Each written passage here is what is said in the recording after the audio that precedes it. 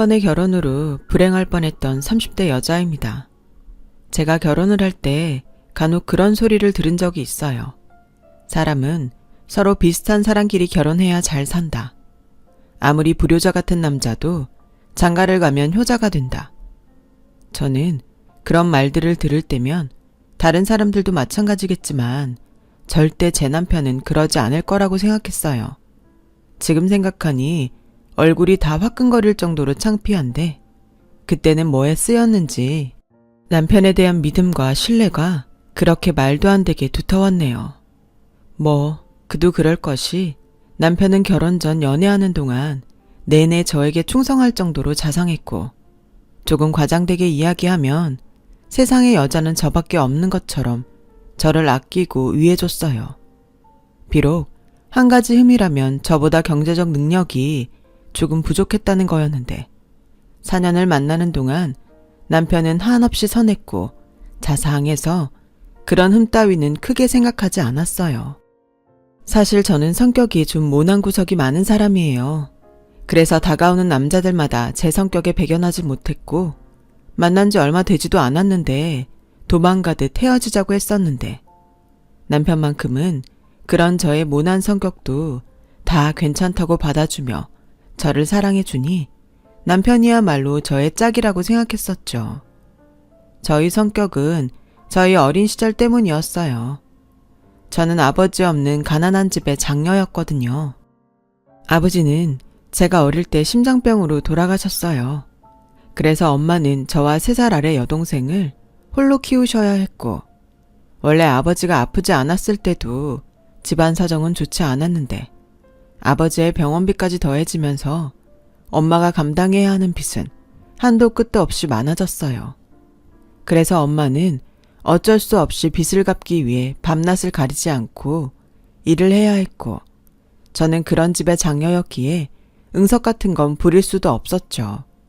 엄마를 도와 동생을 챙겨야 했으니 철도 빨리 들었는데 다른 사람들이 우리 집을 혹은 내 동생을 무시할까봐 경계했던 버릇이 지금의 저의 모난 성격을 형성하게 되었던 것 같아요. 엄마는 그런 저를 늘 안쓰럽게 여기셨죠.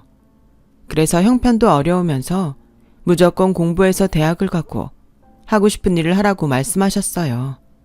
하지만 철이 빨리 든 저는 매번 대답은 알겠다고 했지만 내심 돈 들어가는 일은 최대한 제 선에서 하지 않으려고 했어요. 그런데 수학여행 때문에 작은 일이 생겨났죠. 혜수야, 이거 수학여행비야. 너 선생님한테 수학여행 안 간다고 했다면서? 선생님이 전화하셨어? 내가 엄마한테는 말하지 마시라고 그렇게 말씀을 드렸는데. 이 바보야, 그게 선생님 입만 단속한다고 될 일이야. 네 친구 미영이 엄마가 전화했더라. 네가 수학여행 안 간다고 했다면서 너 돈 때문에 엄마한테 일부러 말도 안 한 거지? 그야 한두 푼도 아니니까. 그 돈이면 우리 세 식구 일주일은 거뜬하게 사는데. 혜수야, 엄마가 진짜 속상한 게 뭔 줄 알아?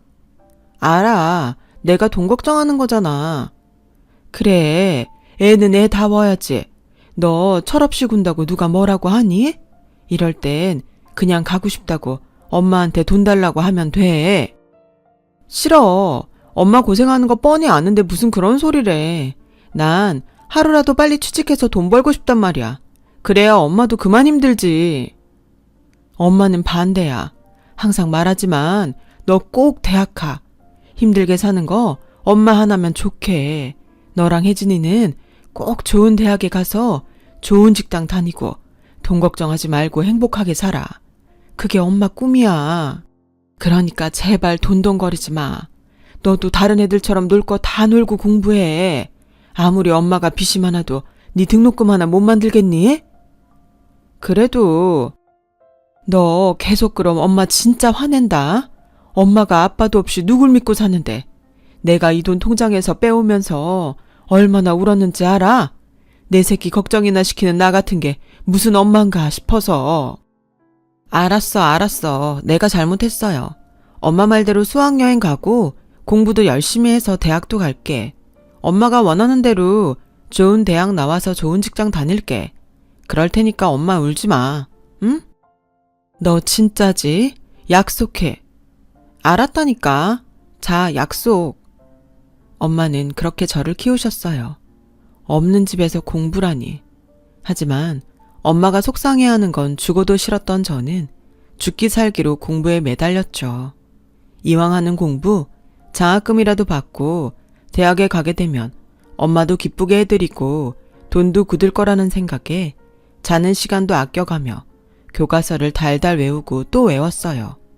그 결과 저는 원하던 대로 명문대에 장학금을 받고 입학하게 되었고 남들 MT다 연애다 하며 놀 때 다음 학기 장학금을 받기 위해 또 열심히 공부만 봤더니 대학 4년 동안 모두 장학금을 받으며 대학을 졸업할 수 있었어요. 그 후에는 대학을 졸업하기도 전에 대기업 입사가 결정되었고 드디어 제 손으로 돈을 벌 수 있게 되면서 저희 집은 조금씩 형편이 나아지기 시작했는데 그때 느낀 감동이란 이루 말할 수 없었죠. 하지만 묘하게도 말할 수 없는 공허함은 있었어요. 엄마가 편해지고 동생이 돈 걱정하지 않고 학교에 다닐 수 있다는 기쁨은 컸지만 앞으로 나는 계속 이렇게 살아야 하는 건가 하는 의구심이 들더라고요. 그때 소개로 여러 번 연애를 하기 위해서 남자를 만났어요. 연애를 하면 뭔가 이 공허함을 채울 수 있을 것 같았거든요. 하지만 연애는 제 기준에서 공부보다 더 힘들었어요. 남녀 간의 감정이라는 게 모든 걸 다 표현하지 않잖아요.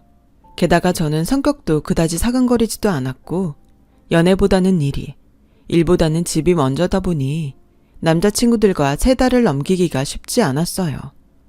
그랬던 저였는데 남편은 정말 이상할 정도로 모든 걸 다 저한테 맞춰줬어요. 일 때문에 약속이 취소가 돼도 괜찮다고 했고 자기가 뭔가 하자고 했을 때 제가 싫다고 하면 금방 알았다고 했죠. 그래서 처음엔 이 남자가 무슨 꿍꿍이가 있나 의심도 했었어요. 그동안 만났던 남자들과 달라도 너무 달랐으니까요. 하지만 남편은 제가 의심하고 밀어내면 밀어낼수록 저 아니면 안 된다고 매달리더라고요. 난생 처음 받아보는 구애에 마음이 흔들려서 시간이 많이 지나고 나서는 제가 더 남편을 좋아하게 되었답니다. 남편은 회사 근처에서 우연히 만난 사람이었어요. 저희 회사와 남편의 회사가 비교적 가까운 거리에 있었거든요. 저는 대기업에 다녔지만 남편은 중소기업이자 스타트업 회사에 다녔어요. 말로는 무슨 핸드폰 앱 프로그램을 만든다고 하던데 회사가 가깝다 보니 점심 먹는 곳과 회식하는 곳이 여러 번 겹쳤던 기억이 있어요. 저기 이런 말하면 이상하게 들릴 수 있겠지만 저 좋아합니다. 네? 저를요? 네, 처음엔 그냥 예쁘셔서 눈이 갔고요. 여러 번 같은 곳에서 마주치다 보니까 좋아하게 됐어요. 제가 어떤 사람인 줄 알고요. 그리고 제가 남자친구가 있으면 어쩌려고 그런 말씀을 하세요. 그러니까요. 제가 좀 제정신이 아니죠. 근데 얘기 안 하면 오늘도 잠을 못 잘 것 같아서요.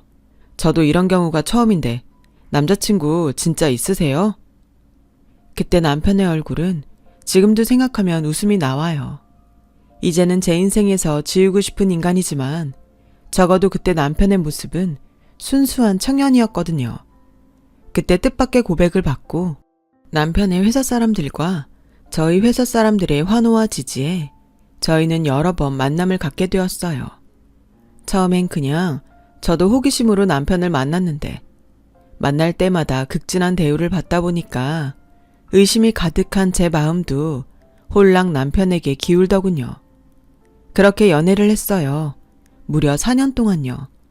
한결같은 글을 보며 예전에는 꿈도 꾸지 못했던 결혼도 생각하게 되었고 남편이나 저희 집이나 서로 비슷한 구석이 많아서 저희는 자연스럽게 결혼을 진행하게 되었어요. 남편의 집은 시부모님의 이혼으로 남편이 저와 결혼하기 전까지 시어머니와 4살 아래 남동생과 살았는데 서로 장남이고 장녀이다 보니 얘기도 잘 통하고 서로의 마음을 누구보다 잘 알아 서로를 더 위했죠. 하지만 그런 마음은 결혼하고 얼마 안 있어 조금씩 변하기 시작했어요. 내 남편은 그러지 않을 거라고 믿었는데 의외로 부부의 사이는 아주 작은 것에서도 멀어질 수 있더라고요. 자기야, 나 아무래도 내 사업을 해야겠어. 왜? 지금 회사 좋아하는 거 아니었어? 우리 회사는 자기처럼 대기업도 아니고 서로 생각이 너무 달라. 난 지금 우리 회사가 하는 거 마음에 안 들거든. 수익도 안 날 것 같고. 그러다 회사 문 닫으면 실업자 되는 건데 그냥 이참에 내 발로 나가서 내가 하고 싶은 거 하려고. 그래서 말인데 자기는 직장이 좋으니까 대출을 좀 받으면 안 될까? 뭐? 이 집 살 때도 내 신용이 더 좋다고 내가 대출 받았는데 자기 사업하자고 또 대출을 받으라고? 자기는 그냥 대출만 받아. 내가 알아서 다 갚을게. 내 사업 아이템 진짜 좋거든. 벌써 하기만 하면 투자하겠다는 사람도 있어. 정말이야. 남편은 그렇게 말하고 저에게 자기 사업에 대한 이야기를 늘어놓았어요. 모두 다 적을 수는 없지만 남편의 사업 아이템은 제가 듣기에는 영 비전이 없어 보였는데요. 자기는 분명 대박이 날 거라고 입에 침이 마르도록 말했어요.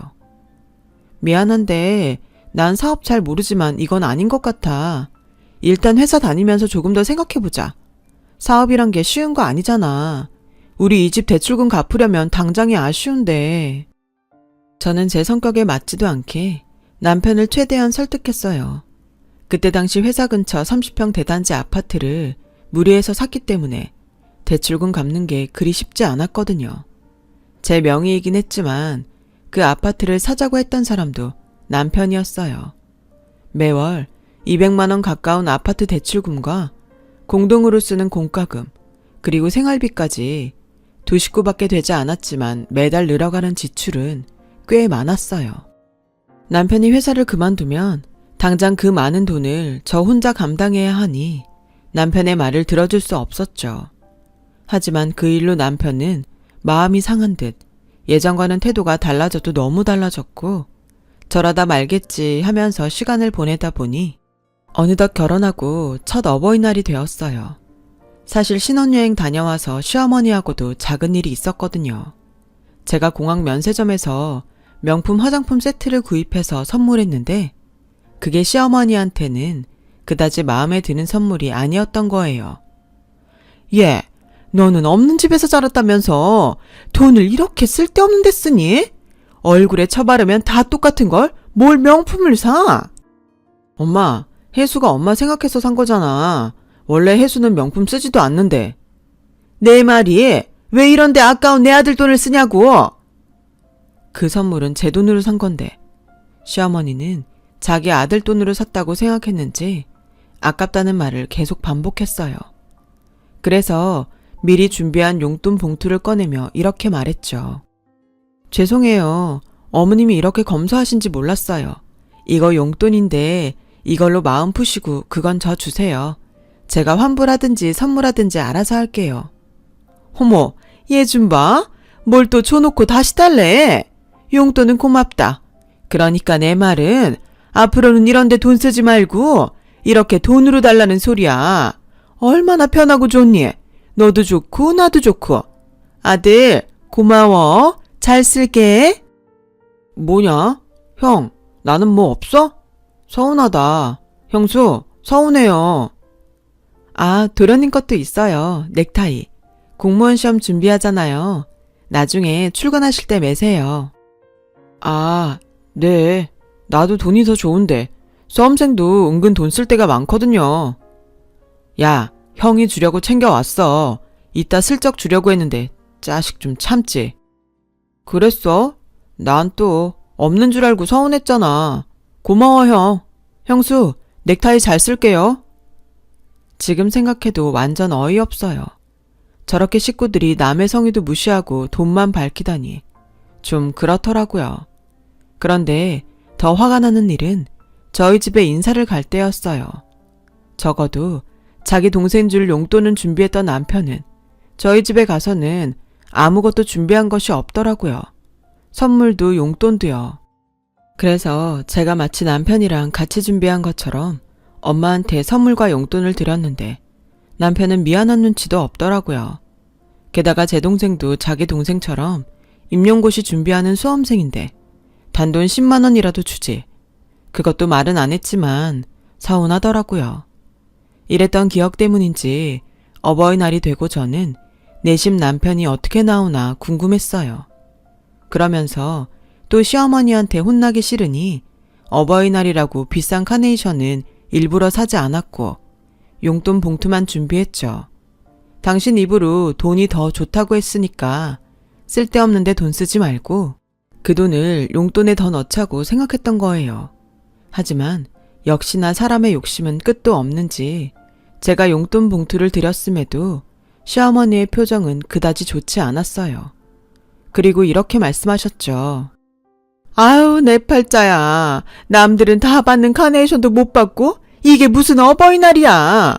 너도 참 센스가 없다. 오늘 같은 날 빈손이 웬 말이야. 지난번에 쓸데없는데 돈 쓰지 말라고 하셔서 돈이 더 좋다고 하셨잖아요. 예, 물론 돈이 더 좋지. 근데 이왕 주는 거 남들처럼 다 줄 순 없니? 내가 뭐 집을 사달래, 명품 백을 사달래. 원래 시어머니란 사람들은 저렇게 염치 없이 대놓고 요구할 수 있는 건가요? 저는 가뜩이나 달갑지 않은데 또 뭐라고 하니 돈을 쓰고도 기분이 나빴고 그때였어요. 일이 밀려서 조금 늦는다던 남편이 두 손으로도 모자라게 큰 카네이션 꽃다발을 들고 시댁으로 들어왔죠. 어머, 역시 아들밖에 없어. 세상에 곱기도 하지. 나 이거 사진 찍어서 자랑해야겠다. 고마워 아들. 엄마 너무 행복하다. 엄마가 좋아해서 다행이다. 자기 언제 왔어?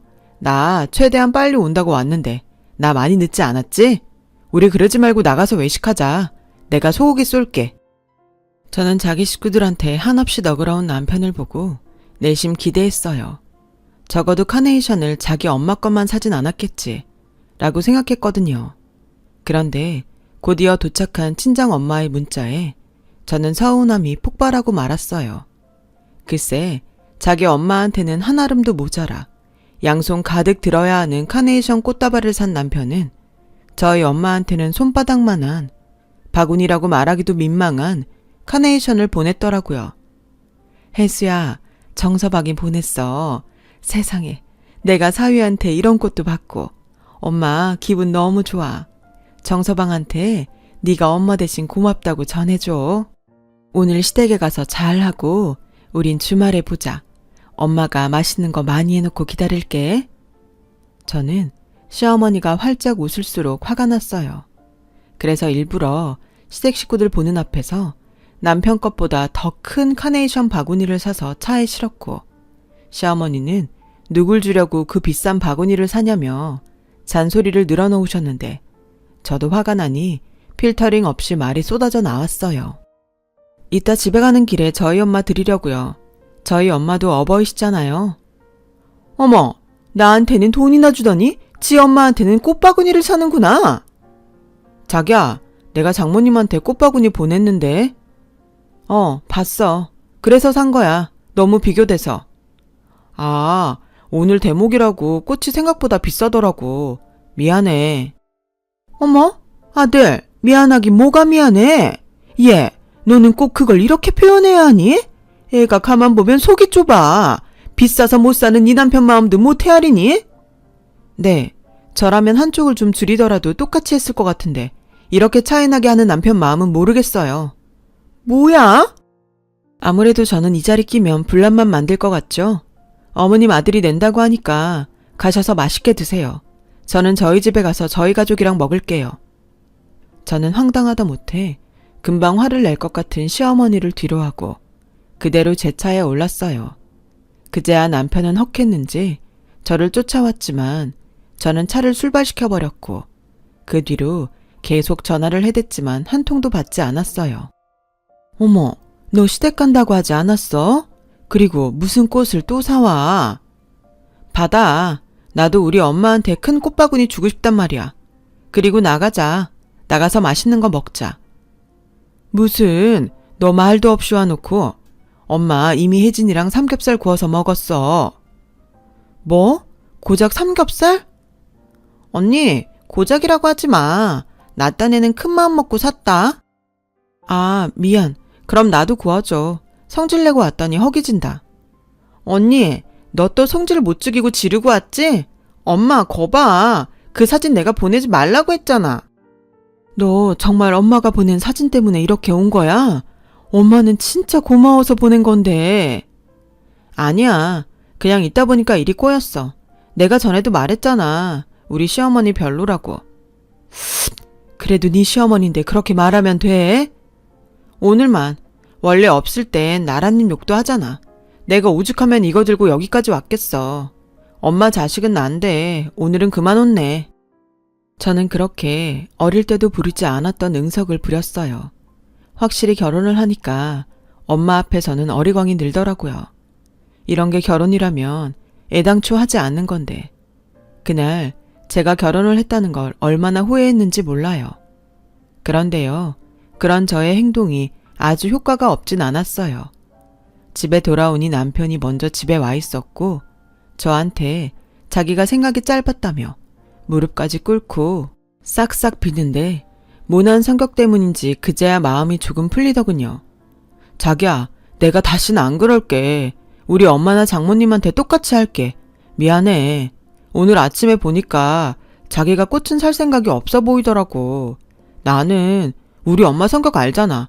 자기 생각해서 일부러 큰 거 산 건데 자기가 서운해할 줄 몰랐어. 내가 진짜 치사해서 말 안 하려고 했는데 자기는 자기 집만 챙기는 것 같아. 전에 도련님 용돈은 따로 챙겼으면서 우리 엄마나 내 동생한테는 10만 원도 안 주더라. 그야 내 동생이 수험생이니까. 내 동생도 수험생이야. 미안해. 내가 생각이 진짜 짧았어.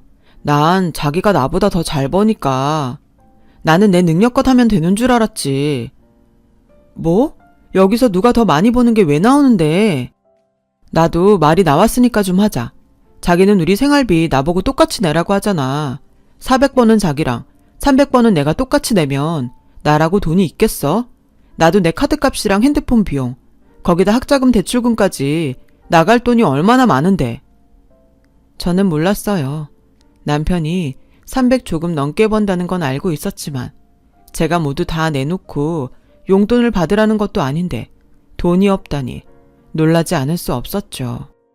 제가 더 놀랄 일이 그 뒤에 기다리고 있었으니 글쎄 남편이 저한테는 말도 하지 않고 자기 멋대로 회사를 그만뒀다고 하는 거예요. 자기 미쳤어? 내가 전에도 말했잖아. 그럼 이 집 대출금이랑 생활비는? 당분간만. 나 금방 돈 많이 벌 거야. 그때 되면 내가 못 냈던 거 한 방에 낼 테니까 몇 달만 자기가 내라. 자기 돈 잘 벌잖아. 아무리 그래도 그렇지. 툭 까놓고 이 아파트 자기 명이고 자기 아파트 자기가 대출금 내는 건데, 그리고 나 공과금이랑 생활비 많이 안 나오게 전기랑 물도 조금만 쓰고 밥도 하루에 한 끼만 먹을게.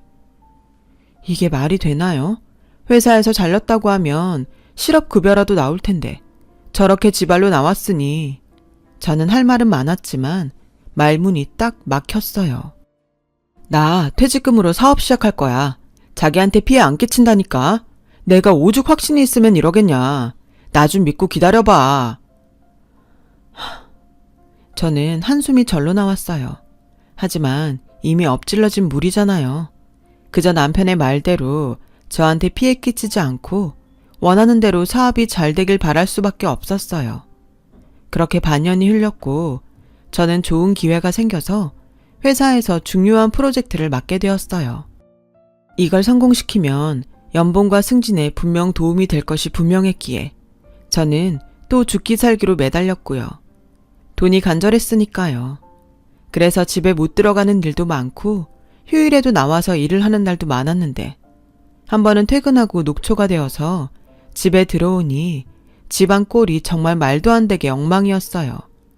남편은 때마다 라면이나 즉석밥으로 끼니를 때웠는지 다 먹은 용기들만 싱크대와 식탁에 놓여 있었고 빨래를 못하니 며칠씩 같은 옷을 입고 나갔다고 하던데 그즈음 남편은 나라에서 저렴하게 빌려주는 작은 사무실인지 뭔지를 얻어 본격적으로 사업을 하고 있었어요. 괜히 남편한테 미안한 마음이 들더군요. 분명히 불편했을 텐데 단 한 번도 저에게 불평불만을 하지 않았거든요. 그래서 그 달에 프로젝트가 끝나고 난 후 아주 오랜만에 휴가를 냈어요. 밀린 청소도 하고 빨래도 하고 남편이랑 저녁에 맛있게 먹을 음식도 하려고 모처럼 대형 마트를 찾았죠. 이것저것 남편이 좋아할 모습을 상상하며 쇼핑카트를 채우는데 계산을 하려고 생활비 통장 체크카드를 건넸는데 계산을 하는 아주머니께서 잔액이 없다는 거예요. 저는 놀라고 당황해서 그럴 일이 없다고 대답했는데 이거 몇 번을 긁어도 마찬가지예요. 다른 카드는 없으세요? 진짜 그럴 리가 없는데. 저는 어쩔 수 없이 제가 쓰는 개인 카드를 긁었고 그 길로 바로 ATM 기계로 가서 잔액 조회를 했는데 정말로 잔고가 하나도 없는 거 있죠. 불과 일주일 전에 제가 생활비 통장에 200만 원을 넣어놨는데 어이가 없어도 너무 없었어요. 게다가 생활비 통장에서 매달 아파트 대출금 원금과 이자가 나가는데 잔액 조회를 아무리 해봐도 돈은 없는데 대출금이 나갔다는 흔적이 없는 거예요. 저는 뭔가 이상한 예감에 그 길로 은행에 갔어요.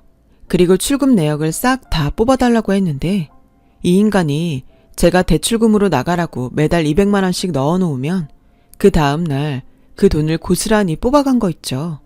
게다가 저희가 잔액이 부족하면 문자를 드리는데 한 번도 못 보셨어요. 안 그래도 계속 대출금이 상환되지 않으셔서 경매 진행 예정이거든요. 문자 못 봤어요. 그때였어요. 언제였는지 기억은 잘 나지 않는데 제가 화장실에 갔다가 나오니 남편이 제 핸드폰을 보다가 저를 보고 화들짝 놀라 당황했던 기억이 나더라고요. 아무래도 이 인간이 저 몰래 아침이고 저녁이고 제 핸드폰을 뒤져 은행에서 온 문자를 지웠던 것이 분명했어요. 세상에, 어떻게 이럴 수가 있어요? 저는 너무 화가 나서 당장 남편을 찾아갔어요. 자기야, 여기는 무슨 일이야? 지금은 회사에 있어야 하는 거 아닌가? 똑바로 말해. 생활비 통장에서 돈 빼다 어디에 썼어? 어? 아, 그거 내가 급하게 쓸 때가 있어서 썼어. 미안해. 급해? 얼마나 급했으면 매달 대출금 갚는 돈에 손을 대? 우리 집 경매로 넘어가게 생겼어. 그거 다 어디에 썼는데?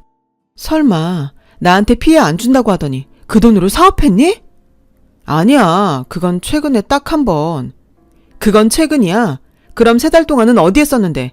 설마 바람났니? 사람을 뭘로 보고 우리 집 갖다 줬어. 뭐? 어머님한테 드렸다는 거야? 왜? 엄마가 3달 전에 허리를 다치셔서 일을 못해. 내 동생은 수험생이고 당장 돈 나올 구석이 없으니까 나한테 전화가 왔더라고. 생활비 좀 달라고. 그래서 그 생활비를 이 돈으로 드렸다? 그럼 어쩌냐. 우리 엄마랑 내 동생 당장 굶게 생겼는데. 아니, 어머니야말로 일을 못하시면 실업급여라도 타시면 되지. 우리 엄마가 정규직도 아닌데 무슨 실업급여를 타. 내가 좀 있으면 상품 출시하거든? 조금만 기다려줘. 집 경매돼도 내가 더 좋은 집 사줄게. 그러니까 대출금 갚는다 생각하고 우리 집에 200만 원씩 생활비 좀 주라. 응? 자기 돈 잘 벌잖아. 됐어. 능력도 없으면 못 드린다고 해야지. 지금 이게 말이 되니? 곧 있음 내 동생 시험도 봐. 이번에는 합격할 것 같다고 했어. 그럼 앞으로 내 동생이 알아서 할 텐데 그 전까지만 장남노릇 좀 하면 안 되냐? 어이없어. 남의 돈으로 너는 장남노릇이 하고 싶어? 나는 뭐 돈이 많아서 혼자 다 감당하고 있는 줄 알아? 자기 멋대로 저지른 거 그래도 혼자 꾸역꾸역 참아가면서 버티고 있었는데 뭐가 어쩌고 어째? 아 몰라. 툭 까놓고 내가 왜 회사를 그만둘게. 이게 다 네가 나보다 잘나서 그런 거야. 사람들이 다 와이프 돈 잘 벌어서 좋겠다고 비아냥거리는데 나는 뭐 자존심도 없냐? 그래서 사업해서 너보다 더 잘 나가고 싶었어. 그래서 이렇게 된 거라고. 그러니까 네 책임도 있는 거야. 남편은 그렇게 씩씩거리면서 화를 냈어요. 내 책임이라니. 궤변도 그런 궤변이 없더라고요. 결국 아파트는 경매로 넘어가게 둘 수 없으니 엄마가 붓고 있던 적금을 깨고 해결해 주셨는데 태어나서 한 번도 그렇게 엄마한테 손을 벌려본 적이 없었는데 너무 죄송하고 또 남편에 대한 원망이 깊어졌어요. 엄마, 미안해. 저렇게 뻔뻔한 사람인지 몰랐어. 나 이혼할까봐. 혜수야, 엄마는 네가 어떤 선택을 해도 믿어. 근데 정서방도 중간에서 오죽 곤란했으면 그랬겠니. 네 말대로 능력도 없는데 도움 바라는 자기 식구를 외면하는 게 힘들었을 거야. 그래도 이건 아니지. 하마터면 알지도 못하고 집이 넘어갈 뻔했는데. 정서방도 이번에 많이 배웠을 거야. 이참에 네 시어머니가 이 사실을 알면 너한테도 잘하지 않을까? 어찌됐든 해결했잖아. 엄마가 그동안 모은 돈이 날아갔잖아. 날아가긴 자식 집 해줬다고 생각하면 싸지. 너 시집갈 때 엄마한테 한 푼도 안 가져갔잖아. 그거 줬다고 생각하면 돼. 난 싫어. 내가 갚을 거니까 엄마 기다려. 알겠지? 알았어. 천천히 갚아도 돼. 엄마 돈 벌잖아. 그리고 우리 혜진이 선생님 되면 진짜 우리는 네가 걱정 안 해도 돼. 아, 맞다. 혜진이 다음 달이 시험이지. 내가 진짜 신경도 못 쓰고. 혜진이 내 딸이거든? 내가 신경 쓰고 있으니까 시집간 딸은 딸만 생각해. 시집 갔으면 친정은 좀 잊고 살아. 엄만 네가 진짜 잘 살았으면 좋겠어. 이런 저희 엄마의 마음을 남편이 알아야 하는데 적반하장으로 남편은 지 잘못이 까발려지고 난 후로는 아니 더 이상 돈줄이 막히고 나서는 막 나가기 시작했어요. 제가 그 일이 터지고 통장을 싹 바꿔버렸거든요. 야, 나 100만 원만 갚을게. 됐어. 그동안 나 몰래 빼간 돈만 몇백인데. 그럼 어쩌냐? 당장 우리 엄마 병원비도 없다는데. 몰라. 자기가 나가서 대리운전을 하던 수험생 동생 알바를 시키던 알아서 해결해. 야, 진짜 너무하다. 너 내가 성공하면 그땐 나 어떻게 보려고 그러냐? 별 걱정을 다 한다. 그 걱정은 내가 할 테니까 성공이나 해봐. 남편은 저에게 무시를 당했다고 생각했는지 그 뒤로는 집에도 잘 들어오지 않았고 집에 들어와서도 입을 꼭 다물었어요. 그러다 도련님의 공무원 1차 시험이 치러졌고 합격자 발표가 나는 날이 되었는데 남편이 잔뜩 어깨에 힘을 주더니 자기 집에 가자고 하더라고요. 이번에는 분명 합격이라면서요. 하지만 결과는 남편이 생각한 것과 달랐어요. 시댁에 들어가는 순간 집 분위기가 완전히 초상집 같은 분위기였거든요. 그런데 아주 황당하게도 불똥은 엄한 저한테 튀었어요. 이게 다 집안에 사람이 잘못 들어와서 그런 거야. 너 대기업 다닌다고 내 아들을 그렇게 무시한다며? 제가요? 그래, 내가 생활비 그거 조금 달라고 했더니 네가 번 돈이라고 안 된다고 했다며. 며느리도 가족인데 너는 우릴 가족이라고 생각하지 않는 거지? 집안 분위기가 이따윈데? 애가 무슨 공부가 돼? 그리고 남편이 사업을 하면 카드도 좀 주고 기를 살려줘야지. 이건 뭐 지만 잘났다고 내 아들 기만 팍팍 꺾어놓으니 뭔 일이 잘 되겠어. 안 그러냐? 그러니까 어머니 말씀은 이게 다 저 때문이라는 말씀인 거죠? 그래. 알겠어요. 그럼 제가 어머님 아들이랑 헤어지면 모든 게 다 제자리로 돌아가겠네요. 그렇죠? 자기야, 무슨 말을 그렇게 해. 우리 엄마는 속상해서 하는 소리지. 아들, 가만히 있어. 너 내 아들 신세 다 망쳐놓고 이제 와서 헤어지겠다는 거냐? 그래, 좋다. 너 그럼 내 아들이랑 헤어지는 대신 네 앞으로 되어있는 아파트 내놓고 가. 우리 애한테도 위자료는 있어야지. 위자료요? 뭘 모르시는 것 같은데 위자료는 피해본 사람이 받는 거예요. 저 몰래 제 통장에 손을 댄 사람이 누군데 누가 누구한테 위자료를 줘요? 경매에 넘어갈 뻔했던 아파트 저희 엄마 돈으로 막았는데 그 아파트를 달라고요? 정말 염치도 없다. 그 위자료 누가 받게 될지 법으로 한번 따져볼까요? 자기야, 왜 그래? 화 풀어. 내가 다 잘못했어. 난 자기랑 죽어도 헤어질 마음 없는데 괜히 우리 엄마가. 뭐야, 이 팔풀이 같은 놈아. 넌 그렇게 무시당하고 살고 싶어? 그럼 어떡해? 당장 돈이 없는데. 엄마는 내 사정도 모르면서. 쟤 건드리지 마. 제 귀에 똑똑히 들리는 남편의 말에 저는 헛웃음이 나왔어요. 그리고 다음 날 필요한 짐만 대충 싸서 친정으로 갔고 변호사 사무실을 찾아 이혼 소송을 진행했어요.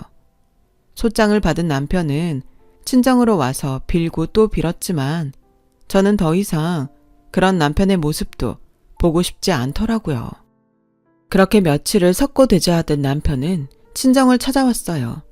하지만 꼼짝도 하지 않는 저를 보며 이혼을 피할 방법이 없다고 생각했는지 남편은 한순간 얼굴을 싹 바꾸고 이렇게 말하더군요. 아씨, 못해 먹겠네. 알겠어, 이혼해. 대신 나 돈 좀 빌려주라. 그냥 달라는 거 아니고 빌려달라는 거야. 차용증이라도 쓰라고 하면 쓸게. 결국 목적은 돈이었지? 꿈깨. 더 이상 너한테 줄 돈은 10원 한 장도 없으니까. 그리고 각오하는 게 좋을 거야. 소송에서 내가 이기면 나한테 위자료 줘야 할 텐데 어디다 돈을 달래. 경찰 부르기 전에 얼른 꺼져. 그렇게 남편이라는 사람은 끝까지 저에게 추한 모습을 보였어요. 이혼 소송 기간은 길었어도 워낙 증거가 빼박이라 모든 것이 저한테 유리하게 흘렀고 재산 분할할 것도 없이 남편은 저에게 정신적인 피해 보상금까지 더한 위자료를 지급하라는 선고가 떨어졌어요. 그제야 시어머니라는 작자는 저에게 빌며 자기 아들을 봐주라고 애원하는데 진짜 이 집 사람들은 원래 이렇게 비굴한지 오만 정이 떨어지더군요. 그러게 애당초 잘했으면 오죽 좋아요.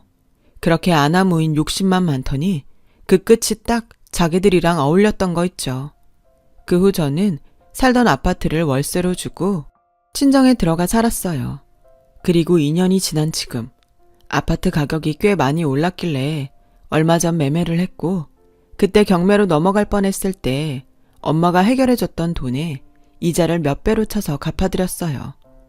엄마는 필요 없다고 내내 거절했지만 그 돈이 어떤 돈인지 제가 뻔히 아는데 절대 그럴 수 없다고 버티니 어쩔 수 없어서 나중에는 받으셨어요. 나중에 제 동생 결혼할 때 그 돈으로 혼수를 하시겠다면서요. 아, 제 동생은 그때 누구와는 다르게 임용고시에 합격했어요. 그리고 경기도 소재의 중학교에서 영어를 가르치는데 벌써 남자친구가 생겼다는 거 있죠.